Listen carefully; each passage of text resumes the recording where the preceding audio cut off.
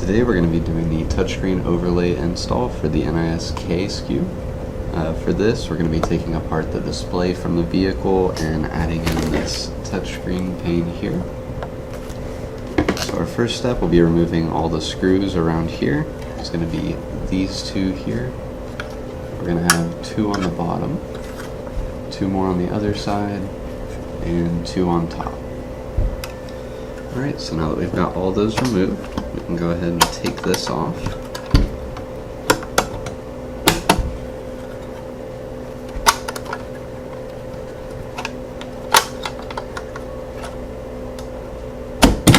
There we go.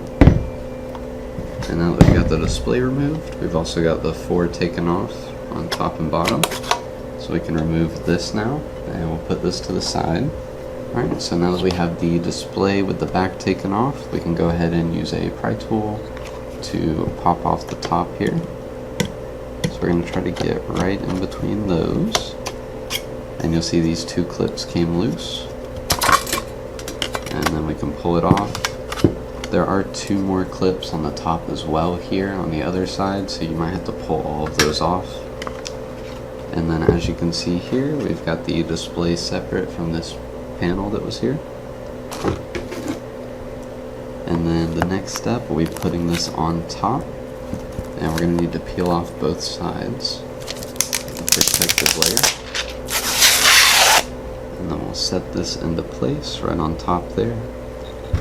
And then for this part, you do want to make sure that you have the ribbon cable sticking off to this left side, and we're going to set this back on top. And it should pop right back into place. There we go, and you want to make sure all four clips clip into place, and your ribbon cable should be sticking out right underneath this little part that's risen up. And then from here, we're going to take our back and put it back on top, and we just want to make sure that the ribbon cable stays out like this. Go. And now we've got everything back in place. We're going to go ahead and put our four screws back in. We've got the two on top and two on bottom.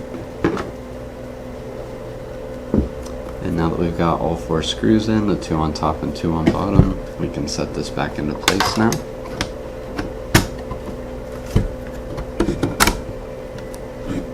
And then our ribbon cable should be sticking out over here. And we're going to line up display and put in all four screws on the side now. And now we have the touchscreen overlay installed here. And the last thing we're going to need to do is just connect this cable here. So we'll show you how to do that.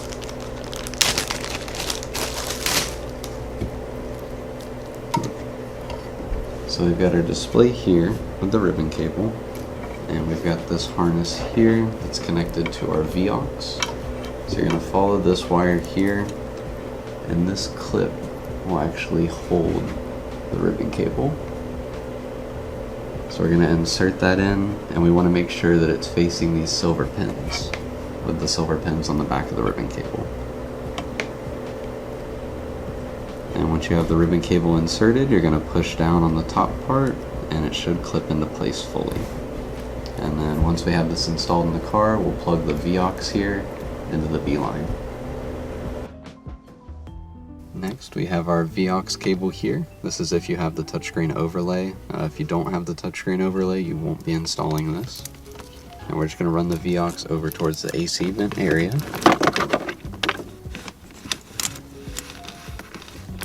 And we're going to leave just a little bit of slack here so we can connect this part to the ribbon cable. Alright, so we're ready to put back in the display now. So this is our video cable T-harness here, which will be going into the back of the display. And then we've got these two harnesses here, the one with the yellow tape, which goes into this box. And then we've got this plug on the side here, which is the ground. That'll just snap right on. And then we're going to put all these cables in the back. We want to make sure that none of them get kinked up or anything. And then the top two clips are going to go in, and then we'll push down. And this cable here is going to be for the touchscreen overlay. We're going to run that through this hole. And then this should slide down onto the 2 pegs, just like that. And then this cable here, if you do have the touchscreen overlay, you will have to connect it. You're going to want these silver pins here to connect to the pins on the back of the ribbon cable.